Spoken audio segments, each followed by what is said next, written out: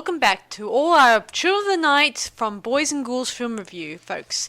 I'm your host, Sarah Stephenson, and this is my co-host, Mike Stephenson. Hi, guys. So tonight we are reviewing another cult classic movie I'm going to called The Hills That Have Eyes, which was released in 1977. The original one. And it was directed by Wes Craven and written by Wes Craven and probably edited by Wes Craven. Guess what? Yeah. So yeah. Dear old Wes. Excuse me. I'll go through my normal stuff. Produced by Peter Locke. Mm-hmm. Written by Wes Craven. Directed by Wes Craven.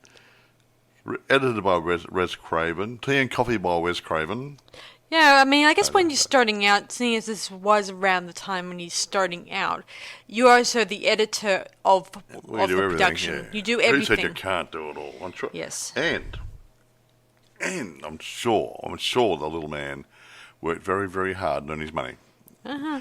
He's made some seriously good movies, Wes. So that's one of the reasons why we dusted this one off and brought it out to see the grim light of day. Yeah, and of course he made a sequel that came out a few years after it. A couple years later, yeah. And called The Hills Have Eyes. And he also assisted in writing the remake sequel that came years afterwards. 2006 and soon thereafter. Yeah. Well, the one that soon after. Well, soon after. I can't remember that. I think he was either dissatisfied with the story so far and decided to rewrite his own story on it, because sometimes when you're dealing with your own script writing, you're going to have some person nagging in your head telling you, we want you to do it this way, then your way, and doesn't always work sometimes to advantages, but sometimes the story does go well and it gains a fan following when you think about it.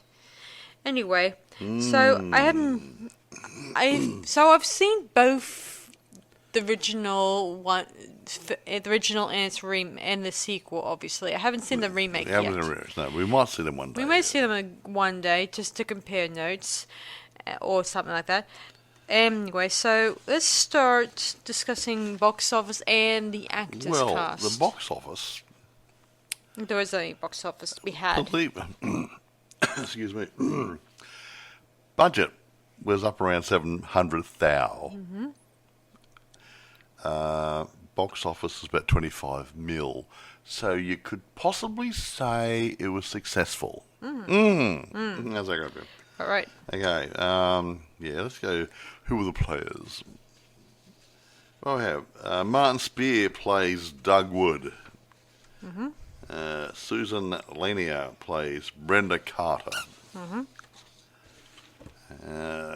Robert Houston plays Bobby Carter.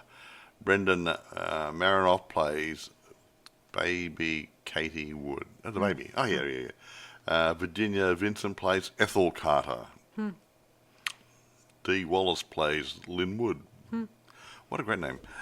Russ Grieve plays Big Bob Carter. There you go. Cordy Clark plays Mama. Right, now we're getting into the creepy guys. Janice Blythe plays Ruby. She's a nice lady. Michael Berryman plays Pluto. He's an interesting person. James Whitworth plays Papa Jupiter. Lance Gordon plays Mars. Peter Locke as Mercury. And he's credited as Arthur King for some reason. Why I don't know. I suppose he didn't want to be seen as the producer being in the film. No. Yeah.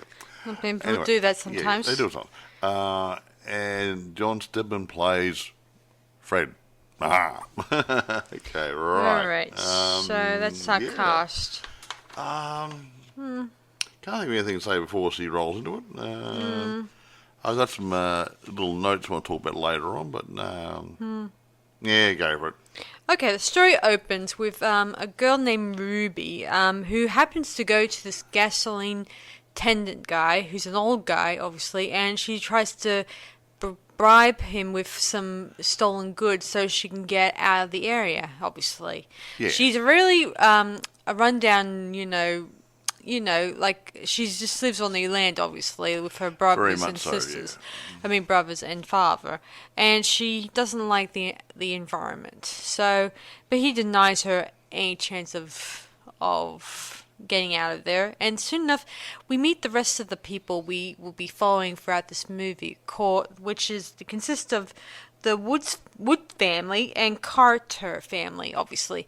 So you guys are not confused. I think the Carter's children are Brenda, Bobby, and I think Leah could have been also, is married to Wood, and that consists of her husband Doug and her daughter Kate, and their mother and father is Big Bob Carter, who was an ex-policeman retired, and his wife, obviously. Mrs. Carter.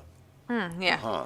Anyway, so they're on holiday, and somehow they kind of they're trying to find a mining Can I area, explain this a little bit? an old mine. They're travelling on vacation towing a trailer en route to San Diego. Yes. Okay. En route, they kind of And wanted they to pop go. into the service station, and the guy gives them direction the best way to go. Yes. He said Fred reminds them to stay on the main road as they leave. Yeah. Okay. I think they were also looking for a mine, obviously, one of those old doesn't iron matter. mines, It whatever. doesn't matter. Matters not. Anyway, but they take their leave, and they didn't realize that this area is also a military rocket zone. Yeah, rocket zone. for firing missiles and testing mortars and stuff. Everything, So- or whatever. I don't know. Or I don't know. It just says So whatever. they have a lot of very low flying, army planes, yeah. which Anyway. kind of nearly knocks them off the road and kind of But anyway, and causes a bit of noise. they were on the main road, and at the last minute, Fred, Fred, you got me all confused now. Sorry, Fred. They stop at Fred's Oasis, where Fred reminds them to stay on the main road You as just they said leave. that. One of the dogs runs off, yada yada yada. You just said that. And now, at the last minute, Fred recommends going through the hills by taking a left a couple of miles or so up the road for as a scenic route. Ha ha ha. So the Carters decide to take the scenic route.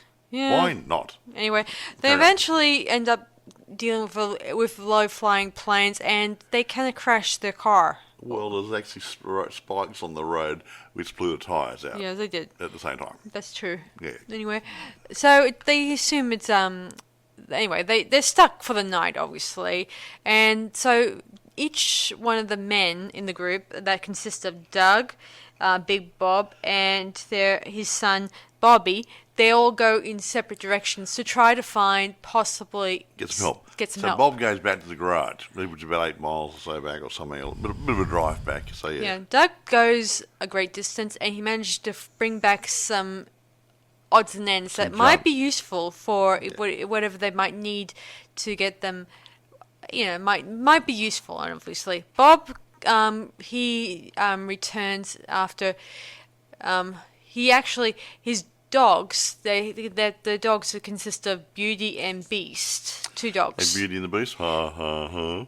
Beast and Beauty gets killed by, got stabbed, obviously, and Bob discovers the body, and he doesn't tell anybody straight away. He doesn't tell anybody. He just He didn't want to upset them. He falls, trips, and he managed to get back to their car and their caravan, I think, and he doesn't tell the girls because he doesn't want them to panic, obviously. So he keeps his trap shut. I would. Mm-hmm. Meanwhile, Bob does eventually arrive back at the gas station, and we see that I think Fred is he's making plans of leaving the area, obviously, because he doesn't want. He tells Bob about how he and his wife, they lived there, and for a time they were happy. And then one day they were expecting their first child. It turned out he was a mutated version of himself. And that gets back to the military base, which might have had some radiation hanging around. You know the picture. Being done before. Yeah. Anyway, they're expecting their second child, but they noticed that his son is starting to grow rapidly. Like from 5, he looked like he was already an adult. So he decides for the best course was to abandon him in the hills. Isn't that right? Yeah. Where he ends up getting taking a wife and breeds a few unbred children. He didn't go out RSVP or anything. Yeah. He all I know is here there's some mention there. Jupiter survived and had children with a depraved alcoholic prostitute known as Mama. Mm-hmm. That's all we know about her history. I don't know how he met her. Yeah, we don't, do we? Nah. Anyway, it's pretty much out in the middle of nowhere. So it's who knows? She might have been hitchhiking, met him, and then he looked really good. Yeah, settled for him because there's no other person she'll probably ever go for. Well, it is a depraved alcoholic prostitute. It does limit things a bit, doesn't it? Yeah. So anyway, Fred is fed up and he wants to leave. He's sick and tired of these mutated, problems. So he decides he wants to leave. Well, he tells him a story though, doesn't he? Yeah, he does. He tells them about how his wife and him got pregnant and got ended up the little boy, and then dumped him there. Yeah. And that's he thought he was going to survive or die. Obviously, he survived and grew a family and had 3 wonderful boys: Mars, Pluto, and Mercury, and an abused daughter called Ruby. Anyway, this is where Ruby obviously comes into the picture. So anyway, back to as Fred is about to leave, he eventually gets killed by his offspring. Yeah, Papa Jupiter, his son. And Bob gets taken away, and he gets tied up, and he gets set on fire. He gets crucified first, and then set on fire. Yes. Very nice. Anyway, so the men, when all the guys return to the RV, the 2 remaining men return to the RV. They notice the fire, and they quickly make their way over there. And realise that Papa Carter is no longer with them. Meaning he's been burnt to a cinder. His skin is crusted, and he is, there's no point. And his wife, when she sees him, she acts hysterical, saying, "It's not my husband. It's not my husband," and she starts weeping, crying, and acting hysterical. She did. Oh, right off her face.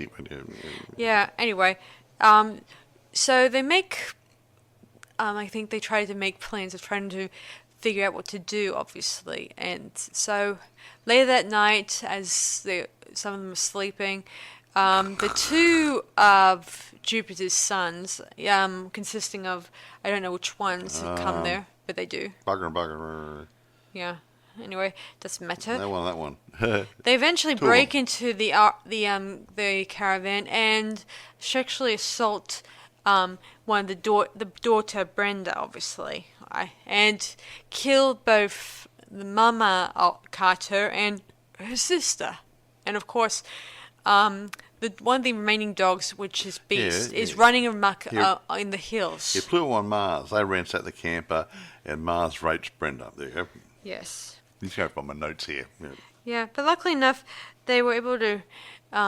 They were able to get away, obviously, and of course, Brenda is disheveled, and her mother is slowly dying, obviously, and dies, obviously. Of course, Doug is upset that his daughter, Kate, baby Kate, has been taken by the 2 brothers, hoping to eat her. Yeah, hey, bit of fresh meat, yummy. Yes, anyway, so he's a little sad that his wife is dead, obviously. So anyway, the next morning, he makes plans to get to wherever to find Kate, obviously. And of course, he leaves Bobby behind with a walkie-talkie that belonged to one of the they dropped it. Yeah. See, they Yeah. communicating throughout this movie using walkie-talkies, military ones. Yeah. Well, that's for the big ones. Yeah, the big chunky meaning ones. they followed... Back in those days, they were all chunky ones. Anyway, of course, Bobby's using the one in their RV, trying to find a signal, hopefully getting either a nearby signal. Unfortunately, he gets the wrong signal. Yeah, he sort of tunes into the radio frequencies on their two-way radios, and they talk to one of the guys there. Was it Dad or one of the guys? I think it was on Jupiter. I think it was the deformed whatever. brother.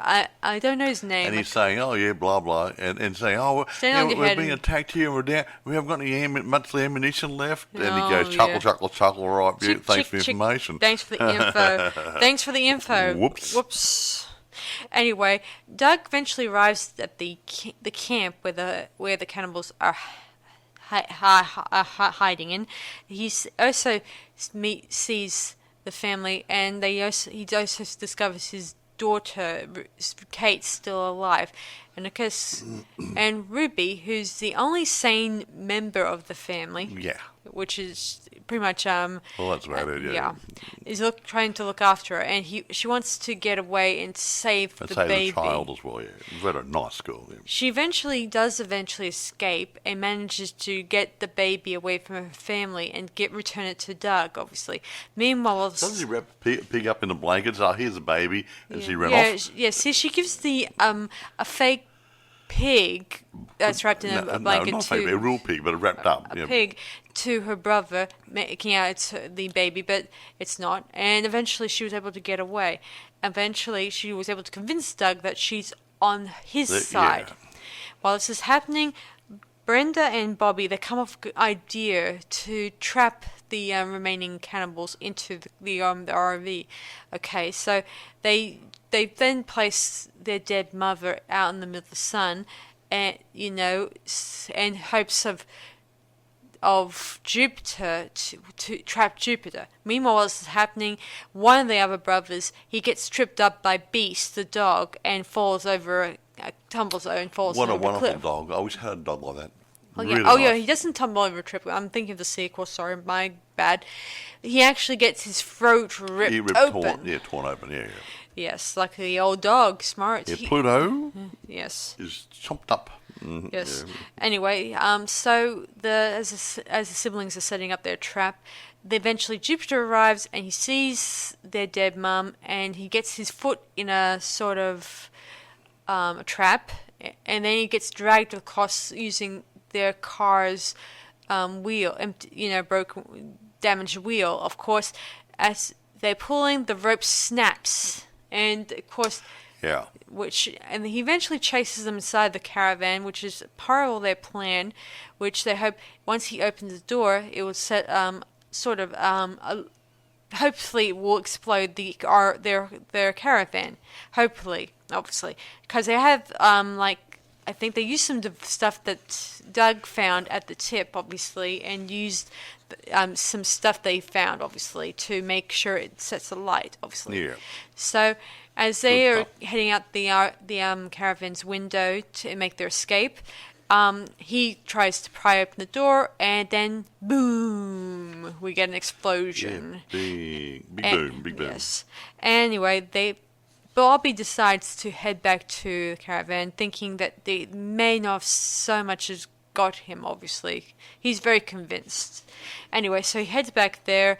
He doesn't see the body, obviously, and soon enough he appears and he's about to stab him, but luckily enough, Brenda has an axe and starts swinging it, obviously. And then Bobby takes out the gun he's been carrying and he shoots Papa Jupiter. Yeah, dead.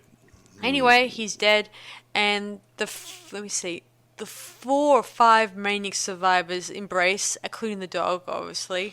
He's a nice puppy. And they take Ruby's hand, and they all wander off in the sunset. Into sunset. Or sunrise. Now, hang on for a minute. Now, this is one of the endings. Yes, it is. I get the impression they made 2 or 3 different endings. Okay. But this is the one we've got. Okay. So what were the two other endings? The notes I've got here were based on whatever, and it says here, the note says, Beast turns Pluto straight out. Doug gets to the cave where he sees Ruby knocking out Mama and carrying Katie away. Doug catches up with Ruby, but Mars follows and attacks Doug. Yeah, I forgot that part about the Ruby killed one of her brothers using a poisonous snake. Now, Mars gains the upper hand, but Ruby interferes, allowing Doug to overpower him. Doug then savagely stabs Mars and continues long after he is dead while Ruby weeps. That was the ending of this one in the notes that I got here. But the one we've got here was the one where they got the...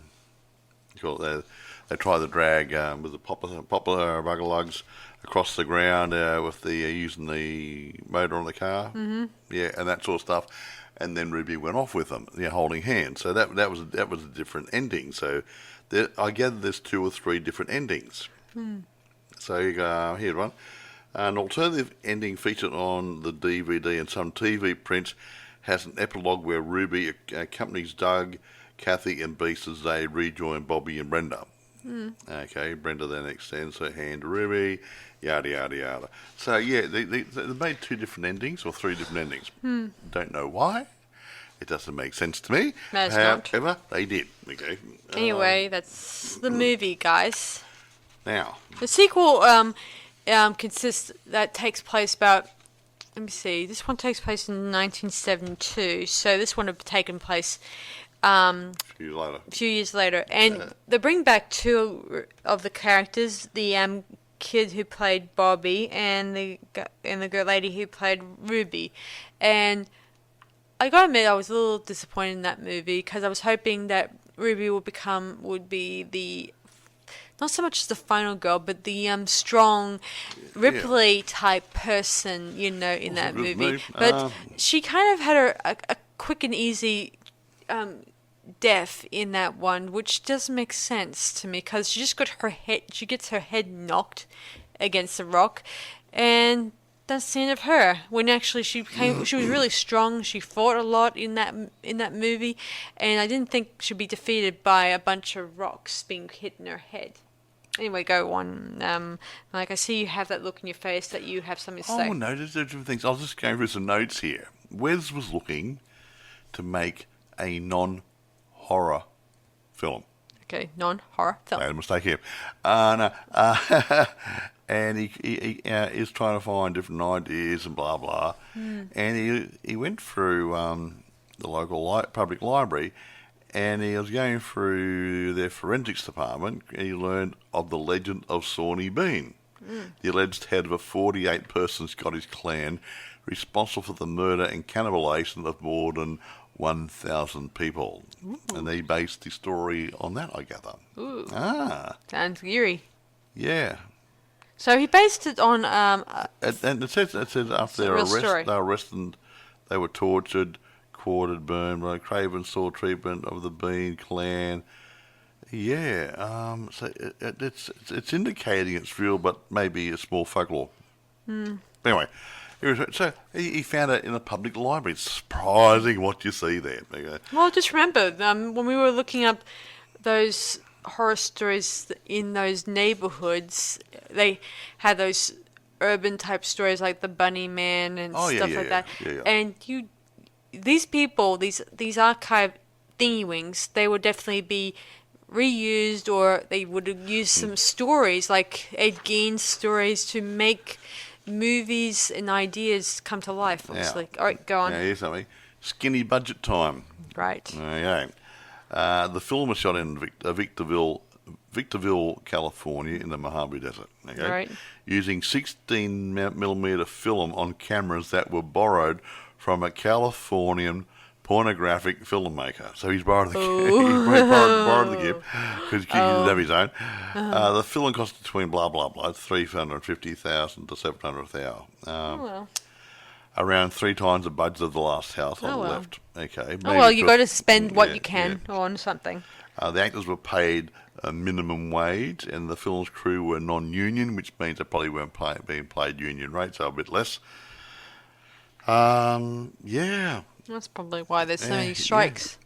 Oh, well, they have Australia, no union. Yeah. The daytime temperature was over 120 degrees Fahrenheit, and it dropped to around 30 degrees at night. So yeah, hot and cold. Wasn't a very nice place to be. So yeah. What else? Oh, let's get in. Let's get into the other bits. Reviewers? Reviews, yeah, I like reviews. Where are we? Yeah. Well, actually, I don't think it got off the... I haven't got them yet, but I don't think it got onto it a good response at the time. But over years, it got better. Yeah, well, the more you watch a movie like this, Yeah. it becomes a cult classic, and people have changed their stars yeah. and thoughts about the movie after watching it and rewatching it over and they over. say, oh, it's typical.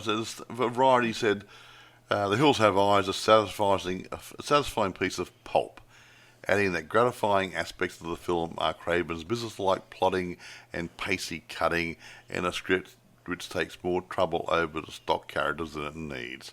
There are plenty of laughs in the dialogue and in the story's disarming twist.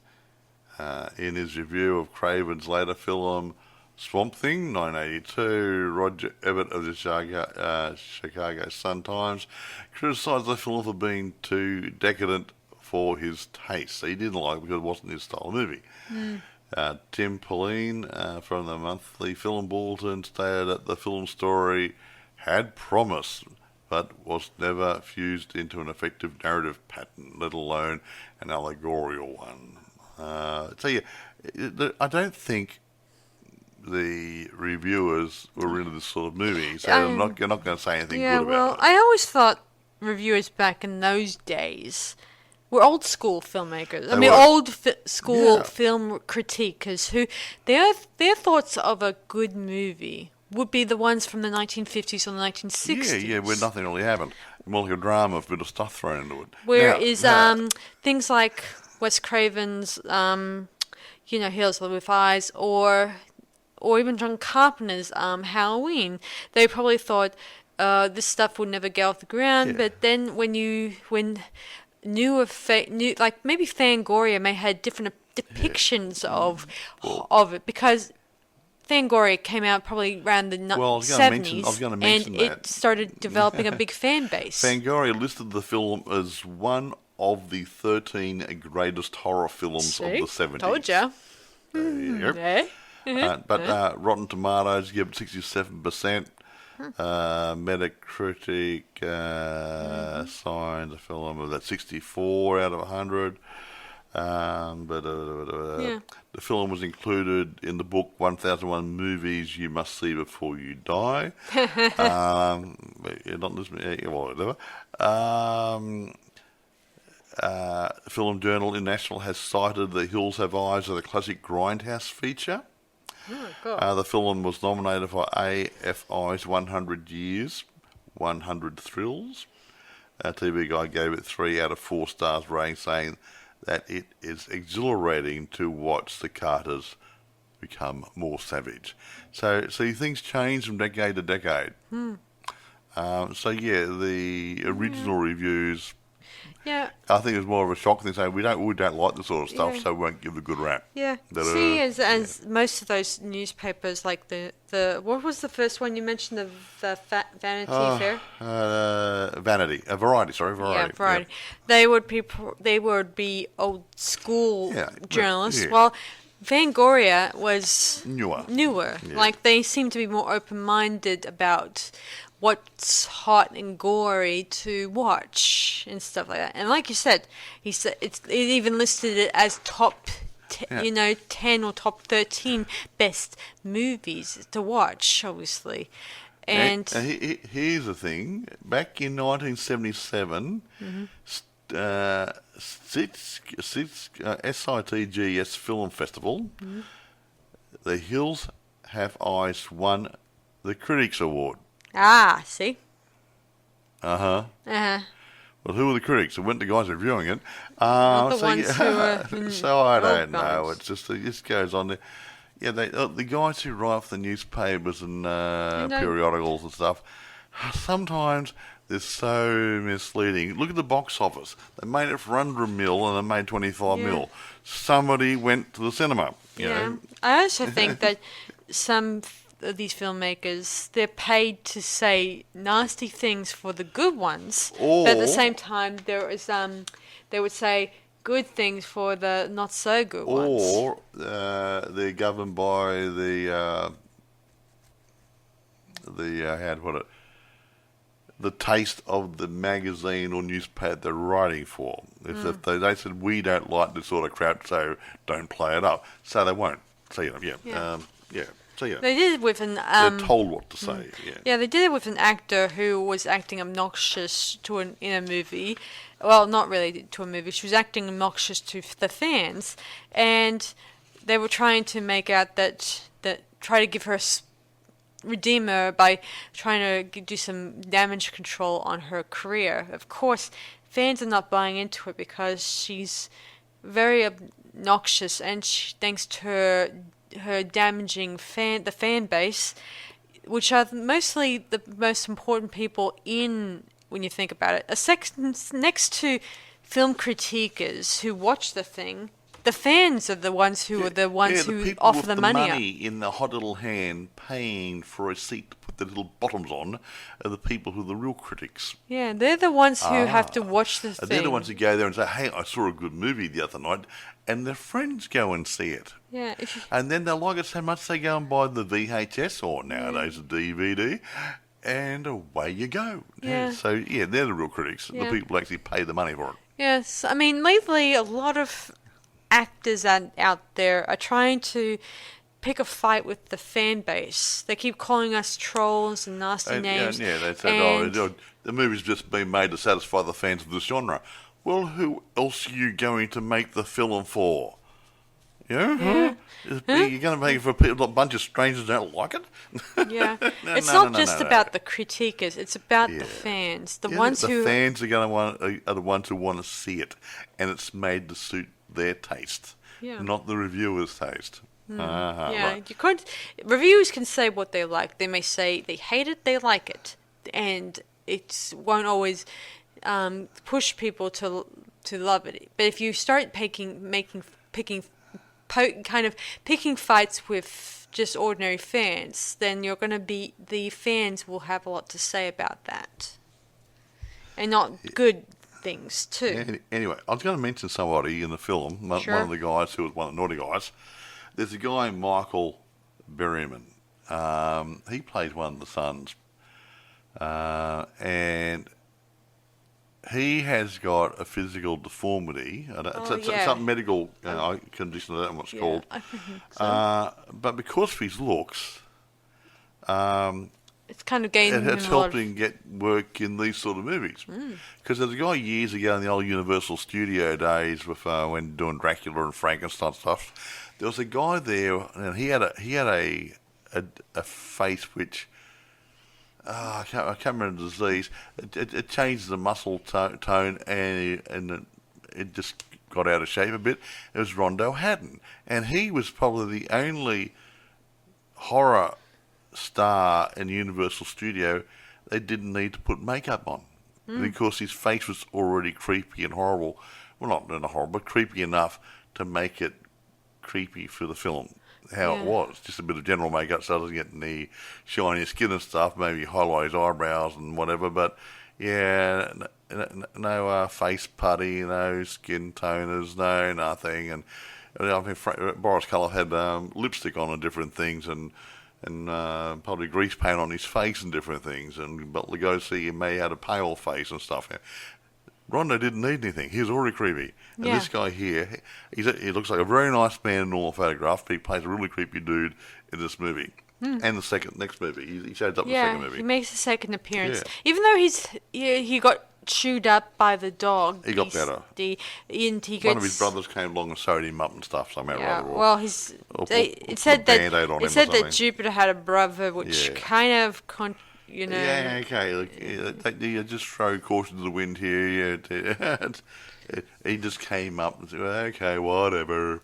But anyway, so Michael Berryman, he's creepy looking without makeup, and that's good for his career. It's given him work. Yeah, it has given him work, especially he also appeared in another movie I saw it recently called the 1000 Corpses. That's right, Rob Zombie stuff. Yeah. And I think he may have made an appearance in that the Goonies movie. He played Sloth, the with the makeup on. Yeah, but he may have used a little touch of makeup to make him a little more. Yeah, to sort of make I it could be worse. wrong. I don't No, know. it I could be not. I could be using a wrong person, but I could be wrong, obviously. But aside from that, I do think he has an interesting appearance, and the fact it is rather extraordinary when such an actor comes along and he has the unusual appearance, and it doesn't. But he can capitalise on it. Yeah.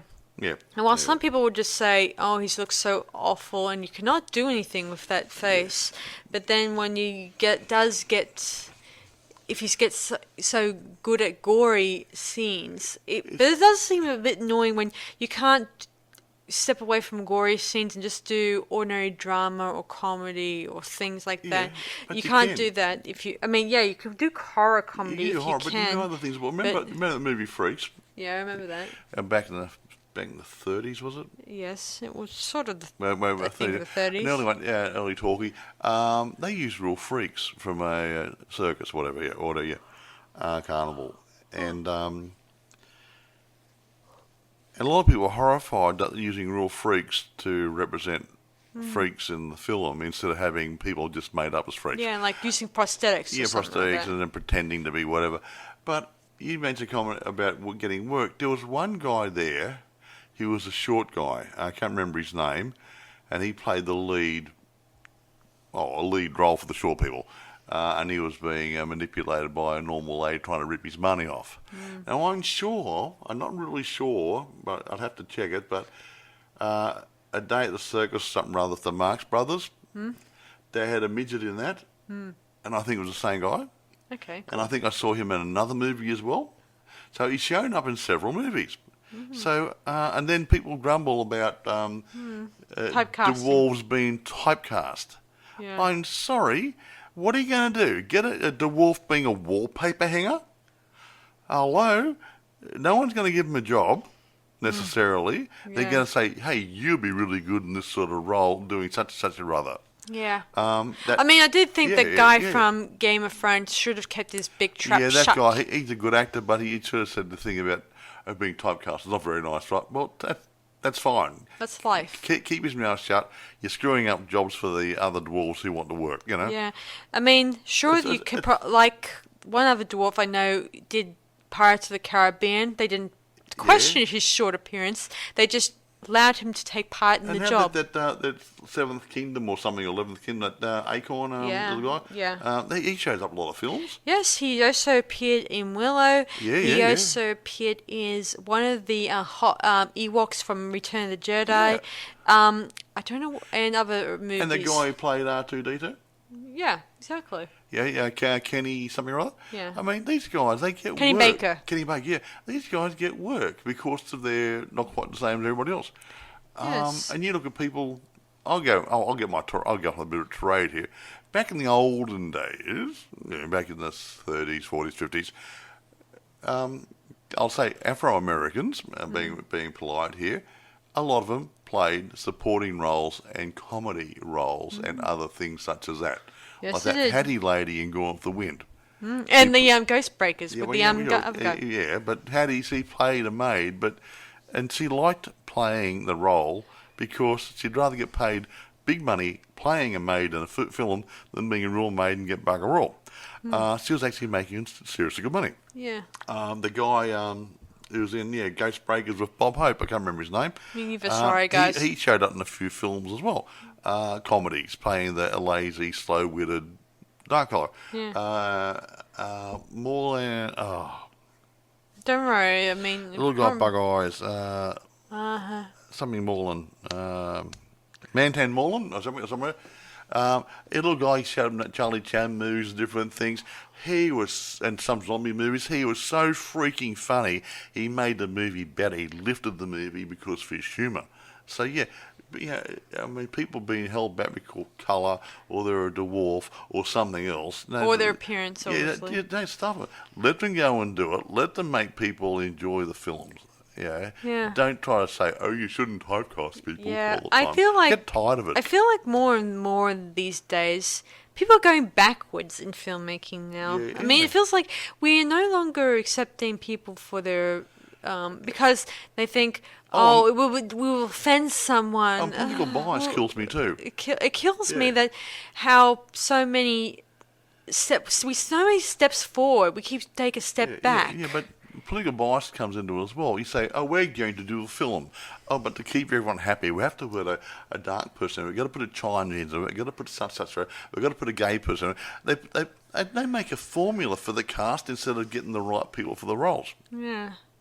Yeah. I thought it was about getting the best actors to do the job. Years ago, it was all about getting the actor together and getting them to get their head around the role. But political bias and other bias is ridiculous. It seems ridiculous. It gets in the way. It gets, Anyway. And then there's the whole, the actor has a bit of don't they have a say in it, the actor? Have a say in it, and it's their life. They try to force their own personal things but if you into want the to role. play, I don't know. If you want to play in the olden days, a dim-witted house servant like in Ghost Breakers,